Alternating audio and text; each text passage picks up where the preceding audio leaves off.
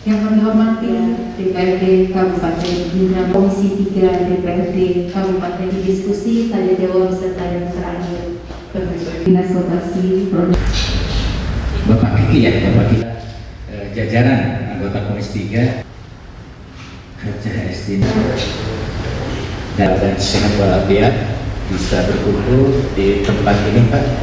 Ini namanya ruang pelayanan publik Pak, karena kami menyadari bahwa Dinas Koperasi Usaha Kecil itu adalah dinas teknis melayani kepada masyarakat.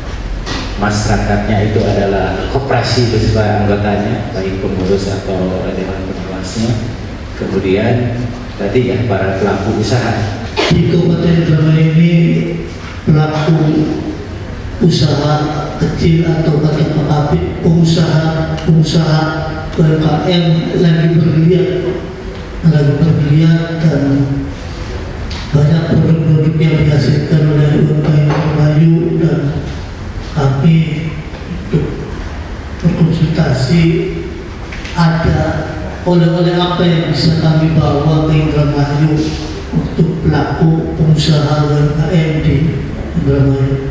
Nanti mungkin setelah pemaparan ada pertanyaan dari rekan-rekan pimpinan dan anggota. Apa tindakan dari provinsi apabila koperasi ini melanggar? Dalam arti melanggar itu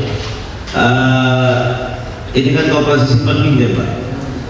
Ternyata yang dia itu meminjamkan tidak hanya kepada anggota koperasi, open, padahal sistemnya itu close gitu. Nah itu gimana satu itu. Yang kedua terkait masalah skema pembiayaan ini Pak. Saya khawatir Pak, masalah skema pembiayaan ini hanya sekedar seremoni Pak. Kenapa saya sampaikan seperti ini? Kemarin Pak, kita itu kunjungan ke BJB kemarin. Di BJB Tangerang itu menjelaskan bahwa kita memberikan kredit ke UMKM dan lain-lain segala macam. Terus saya tanya, berapa kredit untuk usaha kecil ini berapa? Sekian Pak.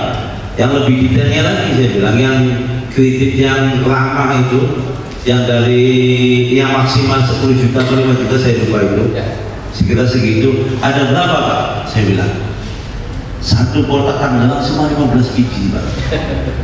Maksud saya itu jangan sampai hal-hal seperti ini menjadi hanya sekedar ini kita lama kepada pelaku UMKM begitu. Tapi kenyataannya pas pelaksanaan susah. Kita untuk mengajukan dana ini susah, itu masyarakat itu mengajukan itu. Ketiga terkait masalah jumlah UMKM. Fantastis tadi saya lihat itu ada 121.000 sekian itu kan jumlah UMKM yang ada di Indramayu. Tetapi Pak, setelah saya baca di laporan itu atau di anggaran itu Pak, yang dibina oleh Indramayu itu cuma 50 Pak, 50 UMKM. Itu kan jauh lebih langit Pak. 121.000 yang dibina cuma 50. Nah tadi saya lihat yang dibina oleh provinsi sekitar, kalau untuk Indramayu kan 500 sekian tuh Pak. 5 tahun Pak. Tuh untuk 5 tahun kecil sekali tuh Pak, sama juga. Maksud saya itu gimana kita mau memajukan UMKM gitu kalau pembinaannya kan sedikit sekali. Hari ini UMKM kita itu kalau melihat dari situasi dan kondisinya, permasalahan hari ini UMKM kita sangat lemah untuk dikenal Pak, karena hari ini juga persaingan kita bukan lagi hanya perdagangan secara konvensional, melainkan 401 yaitu ekonomi digital Pak. Dan di sini Indramayu masih sangat rendah dalam potensi penggalian ekonomi digitalnya.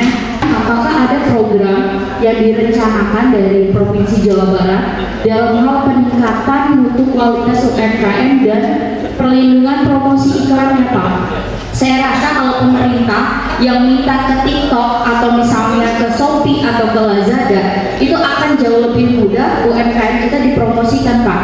Karena biaya promosi iklan di sosial media di perusahaan kita ini hampir lumayan banyak ya Pak kalau untuk dikenal gitu.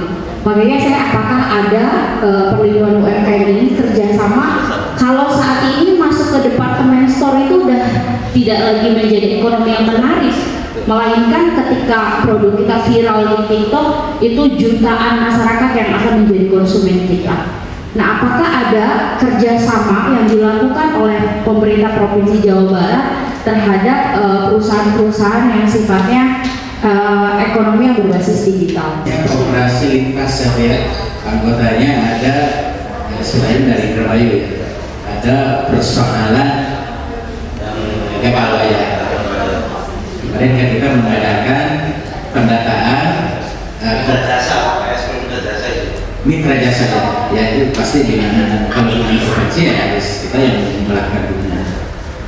Jadi begini Pak, kalau alasan dari bidang pengawasan ya Pak, ketika ada koperasi terkena masalah ya.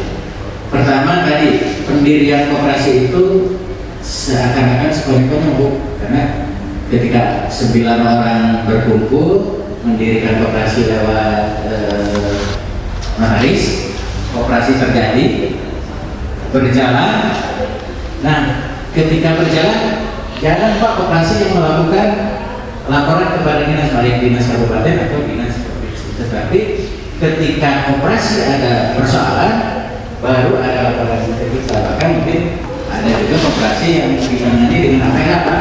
Ketika ada kelalaian anggota kepada aparat penegak maka kita suka dijadikan saksi Pak untuk karena itu adalah tapi 2000 berapa Pak? Yang aktif hanya 1.700. Yang tidak aktif itu gimana? Harusnya kan ada pembubaran.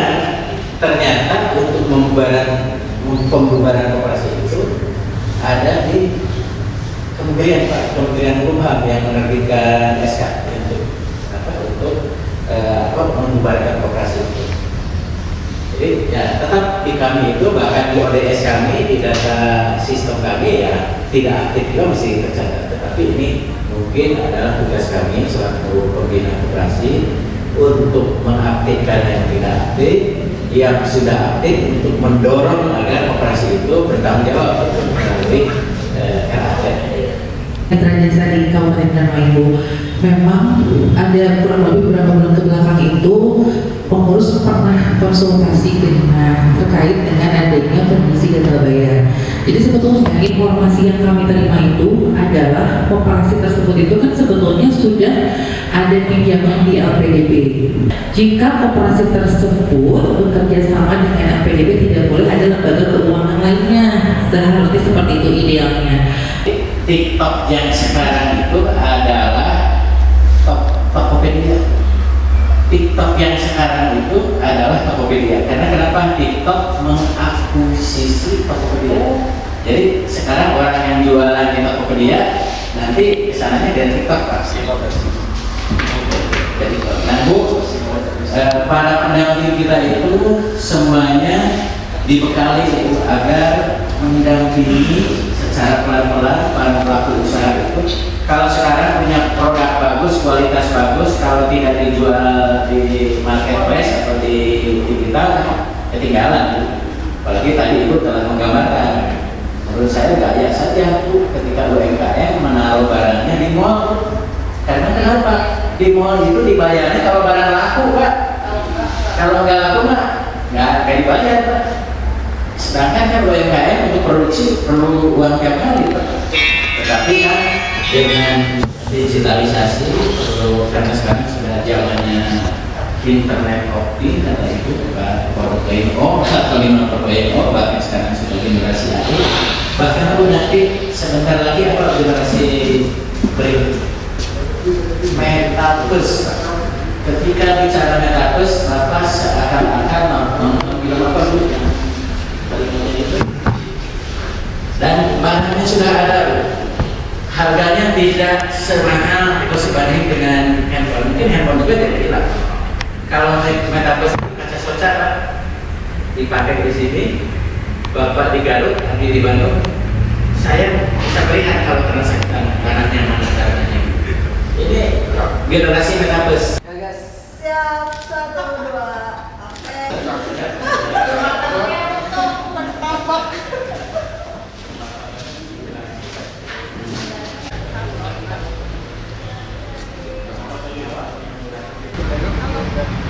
Terima kasih.